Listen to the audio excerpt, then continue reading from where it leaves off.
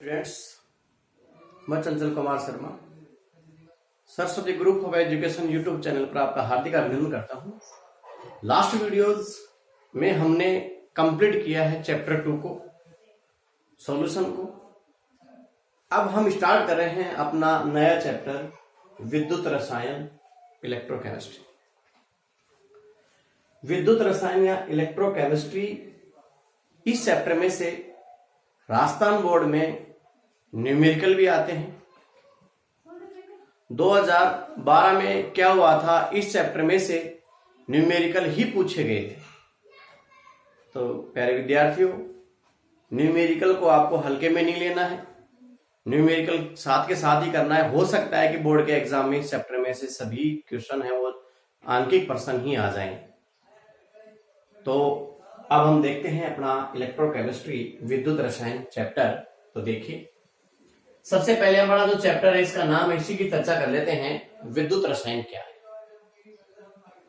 सबसे पहले हम इसी की चर्चा करते हैं कि क्या है ये विद्युत रसायन। तो प्यारे विद्यार्थियों, इसका आंसर है कि विद्युत रसायन क्या है। विद्युत रसायन रसायन विज्ञान की शाखा है। विद्युत रसायन रसायन विज्ञान की शाखा है। बात समझ में आई? आपसे पूछा जाए कि विद्युत रसायन या इलेक्ट्रोकेमिस्ट्री क्या है, तो डियर स्टूडेंट्स, ये केमिस्ट्री की ही एक ब्रांच है। जिस प्रकार से आपने पढ़ा है विज्ञान 10th क्लास तक, उसके बाद विज्ञान यानी साइंस की फिर 11th में आते ही ब्रांच हो जाती हैं। भौतिक विज्ञान है, रसायन विज्ञान है, जीव विज्ञान है यानी फिजिक्स, केमिस्ट्री, बायोलॉजी, ये साइंस की ही ब्रांच है। अब हम केमिस्ट्री से भी आगे उसकी ब्रांच के बारे में अगर देखें तो विद्युत रसायन है, ये भी एक केमिस्ट्री की ही ब्रांच है। कहने का मतलब है ये क्या है, ब्रांच ऑफ केमिस्ट्री। ये ब्रांच ऑफ केमिस्ट्री है, विद्युत रसायन है, ये रसायन विज्ञान की शाखा है। अब हम इसमें क्या पढ़ते हैं, यानी बायोलॉजी में जैसे हमने विज्ञान का आगे हमने क्लासिफिकेशन किया है, उसकी ब्रांच बनाई है, जीव विज्ञान बनाया है। तो जीव विज्ञान में हम क्या पढ़ते हैं, जीव जंतुओं के बारे में पढ़ते हैं, वनस्पति के बारे में पढ़ते हैं। उसी प्रकार रसायन विज्ञान में हम रासायनिक की अभिक्रिया, भौतिक गुणधर्म यानी रसायनों के बारे में पढ़ते हैं। तो यहां विद्युत रसायन रसायन विज्ञान की एक शाखा तो है, लेकिन आखिरकार इस शाखा में हम किसका अध्ययन करते हैं, इस शाखा में हम क्या पढ़ते हैं। तो इस शाखा में हम क्या पढ़ते हैं, इसमें पढ़ते हैं हम रासायनिक ऊर्जा, रासायनिक ऊर्जा व विद्युत ऊर्जा, रासायनिक ऊर्जा व विद्युत ऊर्जा के पारस्परिक रूपांतरण का अध्ययन, यानी परस्पर ये एक दूसरे में किस प्रकार से बदलती हैं, पारस्परिक रूपांतरण का अध्ययन या परस्पर संबंध, इनमें क्या संबंध होता है, इस ब्रांच में हम पढ़ते हैं। तो रसायन विज्ञान क्या है, रसायन विज्ञान विद्युत रसायन क्या है, ये रसायन विज्ञान की शाखा है। क्लियर? यानी ये है, ये ब्रांच है केमिस्ट्री की। इसमें हम क्या पढ़ते हैं, रासायनिक ऊर्जा व विद्युत ऊर्जा के पारस्परिक रूपांतरण का अध्ययन करते हैं। विद्युत ऊर्जा व रासायनिक ऊर्जा के पारस्परिक रूपांतरण का अध्ययन करते हैं। यानी हमारे पास दो ऊर्जा है, रासायनिक ऊर्जा और विद्युत ऊर्जा। इस पूरे चैप्टर में हम रासायनिक ऊर्जा और विद्युत ऊर्जा के रूपांतरण के बारे में अध्ययन करेंगे। रासायनिक ऊर्जा विद्युत ऊर्जा का रूपांतरण कहाँ होता है उसके बारे में पढ़ेंगे, उस डिवाइस के बारे में पढ़ेंगे जिसमें रासायनिक ऊर्जा और विद्युत ऊर्जा का रूपांतरण होता है। तो विद्युत रसायन रसायन विज्ञान की वह शाखा है। विद्युत रसायन रसायन विज्ञान की वह शाखा है जिसमें रासायनिक ऊर्जा व विद्युत ऊर्जा के पारस्परिक रूपांतरण का अध्ययन किया जाता है, उसे ही विद्युत रसायन कहते हैं। तो देखिए विद्युत रसायन के बारे में लिखते हैं। विद्युत रसायन विद्युत रसायन, इसकी डेफिनेशन एक बार से देख लेते हैं अच्छे ढंग से। ये डेफिनेशन परीक्षा में बिल्कुल भी नहीं पूछी जाती है, लेकिन हम जब चैप्टर की शुरुआत कर रहे हैं तो इनके बारे में हमें जानकारी अति आवश्यक है, क्योंकि जो चीज हम पढ़ रहे हैं उसमें क्या आने वाला है, तो ये तो बहुत जरूरी है। जैसे आप रामायण देखते हो तो रामायण में क्या आने वाला है, तो रामायण में कोई शाहरुख खान सलमान खान तो आएंगे नहीं। रामायण में तो राम के बारे में, लक्ष्मण के बारे में, उसी प्रकार से यहाँ तो विद्युत रसायन है, इसमें किसके बारे में क्या आने वाला है, तो वो हम एक बार इसको जान लेते हैं। तो विद्युत रसायन रसायन विज्ञान की वह शाखा, रसायन विज्ञान की वह शाखा जिसके अंतर्गत, रसायन विज्ञान की वह शाखा जिसके अंतर्गत विद्युत ऊर्जा व रासायनिक ऊर्जा,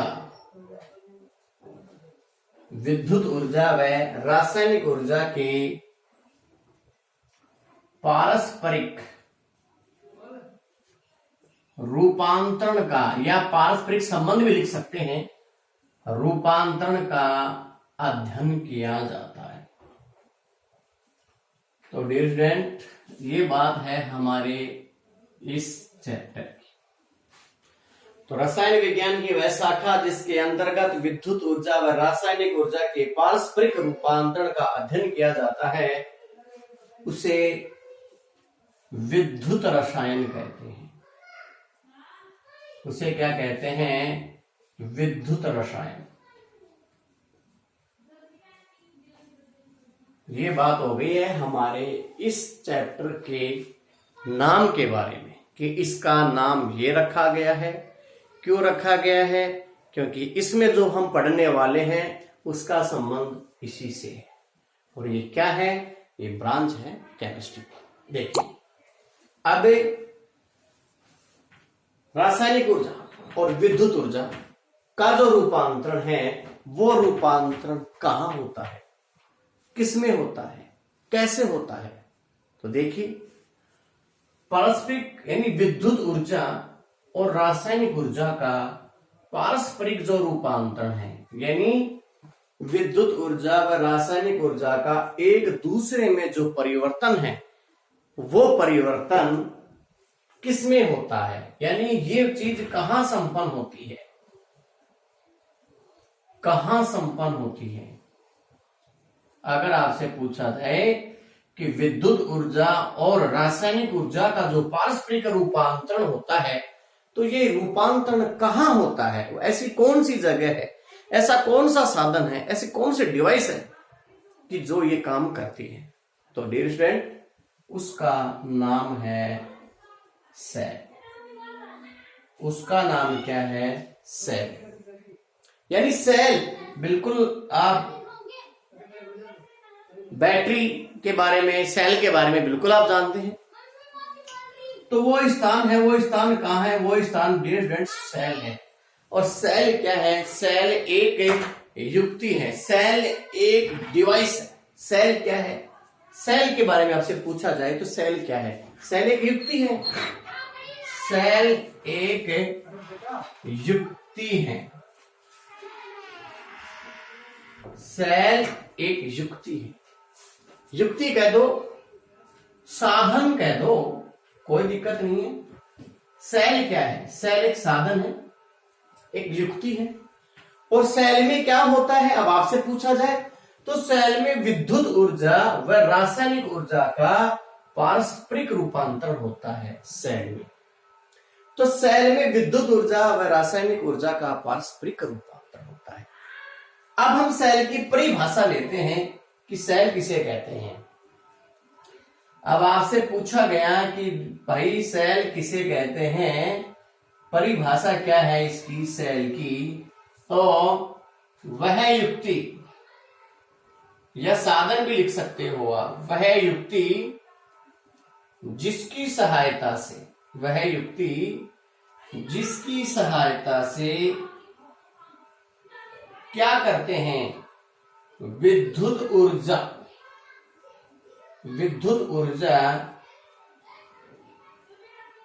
व रासायनिक ऊर्जा का, विद्युत ऊर्जा व रासायनिक ऊर्जा का पारस्परिक रूपांतरण किया जाता है। पारस्परिक रूपांतरण का मतलब परस्पर एक दूसरे में चेंज, रूपांतरण, परिवर्तन। तो ये अपने पास क्या हो गया, सेल। तो सेल क्या है, सेल की परिभाषा क्या है, वह युक्ति जिसकी सहायता से विद्युत ऊर्जा व रासायनिक ऊर्जा का पारस्परिक रूपांतरण किया जाता है। विद्युत ऊर्जा के बारे में आप जानते हैं।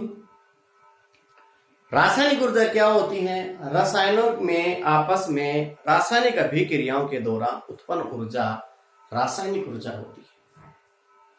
तो प्यारे विद्यार्थियों, ये हमने देखा विद्युत रसायन के बारे में कि रसायन विज्ञान की शाखा है जिसमें हम विद्युत ऊर्जा और रासायनिक ऊर्जा के पारस्परिक रूपांतरण का अध्ययन करते हैं। लेकिन ये रूपांतरण कहां होता है, किसमें होता है, तो ये रूपांतरण होता है सेल में। और सेल, अगर आपसे पूछा जाए सेल क्या है, एक डिवाइस है। कंप्यूटर क्या है, एक डिवाइस है। कैलकुलेटर क्या है, एक डिवाइस है। तो यहां सेल क्या है, सेल भी एक डिवाइस है, एक युक्ति है, एक साधन है। और सेल की सहायता से आप क्या करते हैं, बैटरी से क्या करते हैं, विद्युत ऊर्जा रासायनिक ऊर्जा का परस्पर रूपांतरण होता है। इन्वर्टर में जो बैटरी आती है उसमें क्या होता है, जब विद्युत ऊर्जा आती है तो उसको विद्युत मिल जाती है, वो चार्ज हो जाती है। और जब उसको विद्युत नहीं दी जाती है तो वो अब हमें विद्युत देती है, यानी उसकी जो रासायनिक ऊर्जा है वो अब विद्युत ऊर्जा में बदलने लग जाती है। और जब विद्युत उसको दी जाती है विद्युत स्रोत के द्वारा, तो फिर उसको विद्युत ऊर्जा मिलते ही उसके अंदर रासायनिक ऊर्जा इकट्ठी होने लग जाती है। जब हम काम में लेंगे तो वो ही रासायनिक ऊर्जा चार्ज के दौरान जो उसके पास इकट्ठी हुई है, अब वो विद्युत ऊर्जा के रूप में हमें प्राप्त होने लग जाती है। तो यही काम होता है सेल में। कोई भी सेल हो, सभी सेलों में इन ऊर्जाओं का परस्पर रूपांतरण होता है। लेकिन फिर भी अगर देखा जाए सेल के बारे में, तो कुछ सेल ऐसे होते हैं जो विद्युत ऊर्जा को रासायनिक ऊर्जा में बदलते हैं, कुछ ऐसे होते हैं जो रासायनिक ऊर्जा को विद्युत ऊर्जा में बदलते हैं, और कुछ ऐसे होते हैं जो दोनों ही काम करते हैं। रासायनिक ऊर्जा को विद्युत ऊर्जा में, विद्युत ऊर्जा को रासायनिक ऊर्जा में भी रूपांतरण करते हैं। चैप्टर के एंड में सेल के बारे में जानकारियां दी गई हैं, विभिन्न प्रकार के सेल दिए गए हैं, उनकी कार्य प्रणाली दी गई है, स्ट्रक्चर दी गई है। लेकिन ये चीज हम पढ़ेंगे चैप्टर के एंड में। अब हम आपको इसी चैप्टर में आगे लेके चलते हैं। सेल से जुड़ा हुआ टॉपिक है, सेल को ही हम आगे बढ़ाते हैं।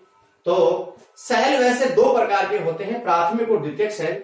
लेकिन इस चैप्टर के अनुरूप मैं आपको सेल के थोड़े से अलग टाइप बताने जा रहा हूं कि सेल कितने प्रकार के होते हैं। तो देखिए, हमारे इसमें सेल दो प्रकार के बताए गए हैं, गैल्वेनिक सेल और विद्युत अपघटनीय सेल। दो प्रकार के बताए। एक तो बताया गया है सेल के प्रकार, सेल के प्रकार। तो यहां देखते हैं सेल कितने टाइप के होते हैं। तो एक सेल प्यारे विद्यार्थियों होता है गैल्वेनिक सेल, या इसे वोल्टेज सेल भी कहते हैं, और इसे विद्युत रासायनिक सेल भी कहा जाता है। विद्युत रासायनिक सेल भी कहा जाता है। यहां इसका उदाहरण है वो है डेनियल सेल। इसका जो एग्जाम्पल है वो है डेनियल सेल, जो आपने 11th क्लास में पढ़ा भी है डेनियल सेल के बारे में। जेएफ डेनियल ने इस सेल की मतलब संरचना बनाया था, खोज की थी। और एक सेल होता है विद्युत अपघटनी सेल।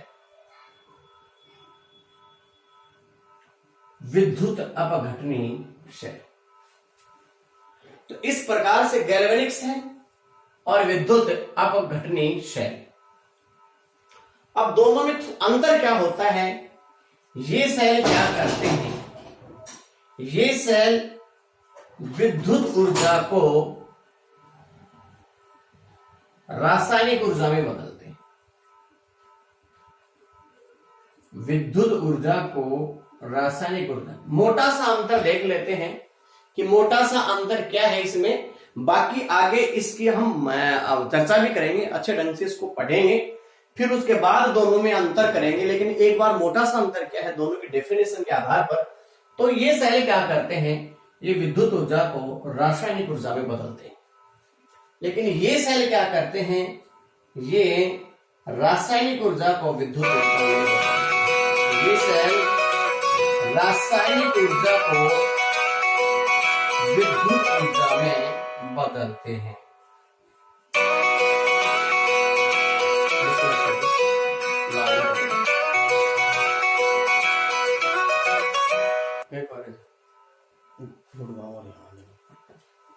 तो रासायनिक ऊर्जा को विद्युत ऊर्जा में बदलते हैं ये सेल। तो ये सेल कौन से होते हैं? गैल्वेनिक सेल या वोल्टेज सेल होते हैं। दूसरा है विद्युत अपघटनी सेल, ये विद्युत ऊर्जा को रासायनिक ऊर्जा में बदलते हैं। अब हमने सेल के प्रकार के बारे में चर्चा की है। अब हम क्या करते हैं? अब हम इसको उठा के चलते हैं और इसको पढ़ते हैं। पहले डेनियल सेल के बारे में चर्चा करते हैं। गैल्वेनिक सेल है, वोल्टेज सेल है, इसका एग्जाम्पल है डेनियल सेल। और इसकी संरचना और कार्य प्रणाली के बारे में पढ़ते हुए हम इस चैप्टर में धीरे धीरे आगे बढ़ते हैं। तो देखिए, अपना जो सेल है पहला है वो है डेनियल सेल।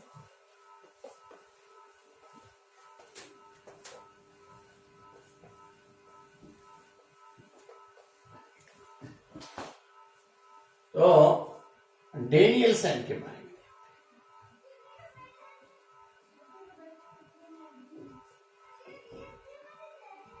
डेनियल सेल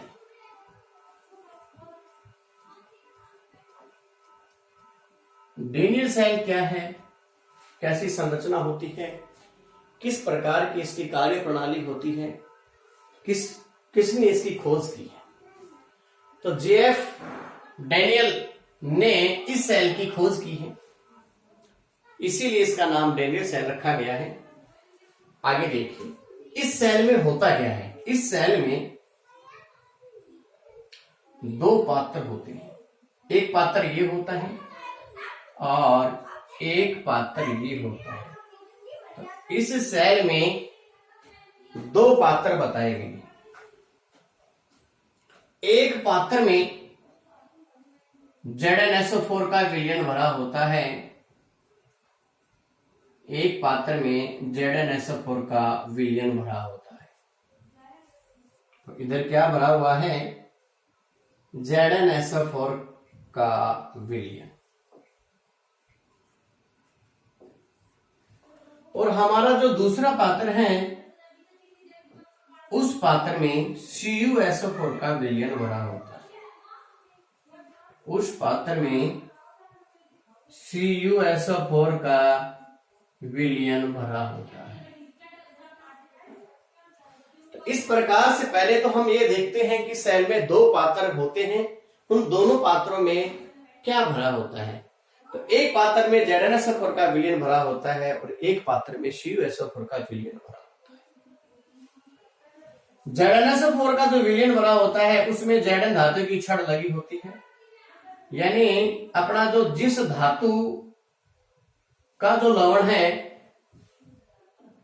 उसी धातु की छड़ लगी होती है। ZnSO4 का है तो Zn की, और CuSO4 का है तो Cu धातु की छड़ इसमें लगी होती है। यानी जिस धातु का लवण है, लवण का विलयन है, उसी की इसमें छड़ लगी होती है। तो Zn धातु की छड़, Zn धातु की छड़ है, और इधर ये Cu धातु की छड़ है। तो प्यारे विद्यार्थियों, दो पात्र हैं, दोनों पात्र में लवणों का विलयन भरा हुआ है। एक में ZnSO4 का विलयन भरा है तो दूसरे में CuSO4 का जलीय विलयन भरा हुआ है। ZnSO4 के विलयन में Zn धातु की छड़ डूबी हुई है, CuSO4 के विलयन में Cu धातु की छड़ डूबी हुई है, और दोनों विलयनों को जोड़ते हैं परिपथ को पूर्ण करने के लिए। तो एक युवा आकार की कांच की नली से इनको जोड़ दिया जाता है, जिसके मुंह पर एगार या रुई की गांठें लगी होती है। तो इसे कहा जाता है लवण सेतु। इसे क्या कहते हैं? लवण सेतु कहते हैं, जिसमें KCl या KNO3 का विलयन या अमोनियम सल्फेट भरा होता है। ये सेल का लेफ्ट साइड है और ये राइट है। यानी यहां जो सेल बना हुआ है इसमें जो दो इलेक्ट्रोड हैं, प्रत्येक इलेक्ट्रोड अर्ध सेल कहलाता है। इधर वाला जो ये पार्ट है ये अर्ध सेल है, और इधर वाला जो पार्ट है ये भी अर्ध सेल है। दोनों मिल जाते हैं तो एक पूर्ण सेल का निर्माण कर देते हैं। तो इस प्रकार से ये बायां अर्ध सेल है। ये कौन सा अर्ध सेल है? बायां अर्ध सेल है। और ये इधर ये दायां अर्ध सेल है। डिफरेंट दो अर्ध सेल हो गए हमारे पास, एक बायां हो गया और एक दूसरा दायां हो गया। यानी ये हमारा लेफ्ट और ये हमारा राइट। ये लेफ्ट और ये राइट, ये दोनों अर्ध सेल एक पूर्ण सेल का निर्माण कर देते हैं। जब ये तो है ये स्ट्रक्चर, जब दोनों इलेक्ट्रोडों को, ये जिंक धातु की छड़ है, ये भी एक इलेक्ट्रोड है, यहां कॉपर धातु की छड़ है, ये भी क्या है? एक इलेक्ट्रोड है। यानी ये भी एक इलेक्ट्रोड है, और इधर जो Cu धातु की छड़ है तो ये भी क्या है? एक इलेक्ट्रोड है। यानी किसी धातु की छड़ को उसके लवण के विलयन में डुबोया जाता है तो वो एक इलेक्ट्रोड बन जाता है, एक इलेक्ट्रोड के रूप में कार्य करने लग जाता है। यहां जब दोनों को जोड़ दिया जाता है, बीच में हम वोल्ट मीटर लगा देते हैं उसका वोल्टेज मापने के लिए, तो जब यहां दोनों को जोड़ दिया जाता है, यानी जिंक धातु की जो छड़ है उसको एक चालक तार की सहायता से कॉपर धातु की छड़ से जोड़ दिया जाता है, तो डियर स्टूडेंट आगे क्या घटना होती है? तो आगे जिंक धातु से इलेक्ट्रॉन निकलना शुरू हो जाते हैं, और ये इलेक्ट्रॉन किधर जाते हैं? ये इलेक्ट्रॉन जिंक से निकलकर कॉपर की तरफ जाने लग जाते हैं। तो इस प्रकार से ये इलेक्ट्रॉन बहने की जो दिशा है वो किधर हो जाती है? Zn से Cu की ओर। और प्यारे विद्यार्थियों, धारा जो है, विद्युत धारा है, वो इलेक्ट्रॉन के विपरीत दिशा में प्रवाहित होती है। तो विद्युत धारा यानी हमारा जो इलेक्ट्रिक जो करंट है, इसी इलेक्ट्रिक जो करंट है, विद्युत धारा है, वो Cu से Zn की ओर बहने लग जाती है। तो प्यारे विद्यार्थियों, अब इस सेल में होता क्या है? अब इस सेल में जब Zn से इलेक्ट्रॉन निकलकर इधर जाते हैं तो जिंक के ऊपर ऑक्सीकरण अभिक्रिया संपन्न होती है। कौन सी अभिक्रिया संपन्न होती है? ऑक्सीकरण अभिक्रिया संपन्न होती है। और जिस इलेक्ट्रोड पर ऑक्सीकरण अभिक्रिया संपन्न होती है उस इलेक्ट्रोड को क्या कहा जाता है? उसे एनोड कहा जाता है। अब यहां जो अभिक्रिया की जो समीकरण वो है, Zn ने इलेक्ट्रॉन का त्याग कर दिया है और Zn+2 इलेक्ट्रॉन इधर बन गए हैं, तो ये इसके ऊपर अभिक्रिया संपन्न होती है इस इलेक्ट्रोड की। तो प्यारे विद्यार्थियों, जब इलेक्ट्रॉन इधर चले जाते हैं तो ये आयन जो है, ये आयन धीरे धीरे विलयन में उतरने लग जाते हैं। कहने का मतलब ये विलयन में आने लग जाते हैं। जब इलेक्ट्रॉन इधर चले जाते हैं तो आयन विलयन में नीचे आने लग जाते हैं। तो धीरे धीरे ये जो विलयन था इसमें Zn+2 आयनों की संख्या बढ़ने लग जाती है। Zn+2 आयनों की संख्या बढ़ने लग जाती है। तो इसका आपको रीजन बता दिया है। वो रीजन क्या है कि जब इसमें से इलेक्ट्रॉन इधर चले जाते हैं तो बचे हुए जो आयन है वो आयन धीरे धीरे किसमें आने लग जाते हैं? वो आयन धीरे धीरे इस नीचे जो ZnSO4 का जो विलयन है उसमें आने लग जाते हैं। अगर देखा जाए तो यहाँ Zn+2 आयनों की संख्या में नीचे वृद्धि होने लग जाती है और धीरे धीरे हमारी जो ये जिंक धातु की जो छड़ है धीरे धीरे ये पतली होने लग जाती है, यानी धीरे धीरे ये नष्ट होने लग जाती है। इसका उल्टा इधर होने लगता है। यहां छड़ से आयन विलयन में आए हैं तो इधर जो हमारा कॉपर सल्फेट का विलयन है जिसमें Cu+2 व SO4-2 आयन है, तो ये जो कॉपर आयन जो नीचे जो विलयन में है, ये कॉपर आयन क्या करते हैं? ये ऊपर जाते हैं छड़ के ऊपर, और छड़ के ऊपर जाकर यहाँ इलेक्ट्रॉन ग्रहण करने के बाद यहीं चिपकने लग जाते हैं। इस प्रकार से इस छड़ की मोटाई बढ़ने लग जाती है। तो यहाँ इसके ऊपर कौन सी अभिक्रिया संपन्न होती है? अपचयन अभिक्रिया संपन्न होती है। यहां विलयन में से आए हुए विद्युत अपघट्य का नीचे जो विलयन भरा हुआ है उसमें से आया हुआ कॉपर आयन 2 इलेक्ट्रॉन एक्सेप्ट करता है, इधर से आए हुए इलेक्ट्रॉनों को एक्सेप्ट कर लेता है और किसमें बदल जाता है? कॉपर में बदल जाता है और वो इसी के ऊपर चिपकने लग जाता है। तो इस प्रकार से ये कॉपर आयन किसमें था? एक्वेस सॉल्यूशन में, जलीय विलयन में था और ये छड़ के ऊपर सॉलिड के रूप में जमा होने लग गया। इसी प्रकार यहाँ ये छड़ के ऊपर था सॉलिड, अब ये एक्वेस सॉल्यूशन है जो अपना जलीय विलयन है उसमें आने लग गया है। यानी ये जिंक जो हमारा छड़ है उससे अब ये हमारा जो विलयन था उसमें आने लगे हैं। छड़ की मोटाई कम होने लग गई है, लेकिन इधर उल्टा काम हो रहा है। इधर ऊपर से नीचे आ रहे हैं आयन, यहाँ नीचे से आयन कहाँ जा रहे हैं? ऊपर।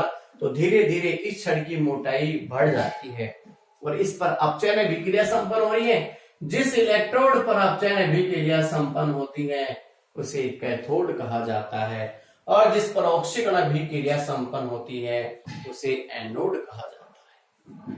प्यारे विद्यार्थियों, यहाँ एनोड ऋणागर के रूप में कार्य करता है, नेगेटिव है, और यहाँ कैथोड पॉजिटिव पोल के रूप में कार्य करता है। तो यहाँ इलेक्ट्रॉनों की कमी हो जाती है, इलेक्ट्रॉन घटने लग जाते हैं क्योंकि इलेक्ट्रॉन उधर जा रहे हैं। तो इस प्रकार जब इलेक्ट्रॉन किसके पास कमी हो गई है इलेक्ट्रॉनों की, यानी एक तरह से ये भिखारी हो गया है, तो नेगेटिव आ गया है इधर, और इधर यहाँ इलेक्ट्रॉन इसके पास बढ़ रहे हैं धीरे धीरे, तो इस प्रकार से धनी हो जाता है। यहाँ इलेक्ट्रॉन के आवेश से कोई मतलब नहीं है। तो इस प्रकार से यहाँ एनोड नेगेटिव है और यहाँ कैथोड क्या होता है? पॉजिटिव होता है। लेकिन प्यारे विद्यार्थी, विद्युत अपघटनी सेलों में उल्टा होता है। विद्युत अपघटनी सेलों में एनोड पॉजिटिव और कैथोड नेगेटिव होता है। तो इस प्रकार से हमने ये डैनियल सेल देखा है। तो डैनियल सेल के बारे में ऑक्सीकरण अभिक्रिया एनोड पर होती है जिसकी समीकरण ये है। अब चाहे ना अभिक्रिया कैथोड पर हो रही है जिसकी समीकरण ये है, तो एनोड और कैथोड पर होने वाले अभिक्रियाओं की ये समीकरण है। तो प्यारे विद्यार्थियों, अब इस लवण सेतु का क्या काम रह गया है, अब इसकी चर्चा कर लेते हैं। जब विलयन में से Zn+2 ऊपर जो अपने छड़ में से Zn+2 आयन नीचे विलयन में आ रहे हैं, तो यहाँ आयनों की धनायनों की संख्या में वृद्धि हो रही है। इधर कॉपर आयन ऊपर जा रहे हैं तो यहाँ SO4-2 आयन शेष रह जाते हैं विलयन में। तो इस प्रकार से ये डिसबैलेंस हो जाता है। इसी को बैलेंस करने के लिए लवण सेतु काम में लिया जाता है। दोनों तरफ आयनों को संतुलित करता है और एक परिपथ को भी पूर्ण करता है। ये इस लवण सेतु के दो कार्य हैं। अगर यहां लवण सेतु नहीं होगा तो ये सेल कार्य नहीं करेगा। तो कहने का मतलब यहां लवण सेतु का कार्य क्या है, इसका अगर कार्य देखा जाए तो पहला कार्य है दोनों विलयनों में आयनों को संतुलित करता है। दोनों विलयनों में आयनों को संतुलित करता है। और दूसरा काम है इसका कि ये परिपथ पूर्ण करता है। क्या करता है, ये परिपथ को पूर्ण करता है। यानी परिपथ को पूर्ण करने का अर्थ क्या होता है कि इधर से इधर ये क्लोज सर्किट हो गया। ये क्या हो गया, क्लोज सर्किट है, यानी एक बंद परिपथ हो गया ये। और जब क्लोज सर्किट होता है तभी धारा प्रवाहित होती है। तो इस प्रकार से हमने देखा डेनियल सेल की संरचना, इसमें एनोड और कैथोड पर होने वाले अभिक्रियाओं की समीकरण। अब हम देख लेते हैं कि डेनियल सेल में एनोड और कैथोड पर जो अभिक्रियाएं होती हैं उसमें, तो एनोड पर जो अभिक्रिया होती है वो होती है Zn=Zn+2+2 इलेक्ट्रॉन, और कैथोड पर जो अभिक्रिया होती वो है Cu+2+2 इलेक्ट्रॉन =Cu। इस प्रकार से दो इलेक्ट्रॉन से दो इलेक्ट्रॉन कट जाते हैं, तो Zn+Cu+2 Zn+2+Cu। तो ये क्या है इसकी, ये इसकी नेट सेल रिएक्शन है, यानी ये इसकी पूर्ण सेल अभिक्रिया है। तो प्यारे विद्यार्थियों, हमने डेनियल सेल के बारे में पढ़ा है। अब यहां हम डेनियल सेल के बारे में हमने देखा है, डेनियल सेल की संरचना कैसी होती है, डेनियल सेल की कार्य प्रणाली क्या है। आगे हम अगले टॉपिक में यानी अगले वीडियो में हम पढ़ेंगे इलेक्ट्रोड विभव के बारे में, इलेक्ट्रोड विभव के बारे में। तो आज हमने इस चैप्टर की शुरुआत की है। आगे आने वाला नेक्स्ट टॉपिक अगले वीडियो में हम ऐड करेंगे। और आप लेसन नंबर 2 एक बार उसको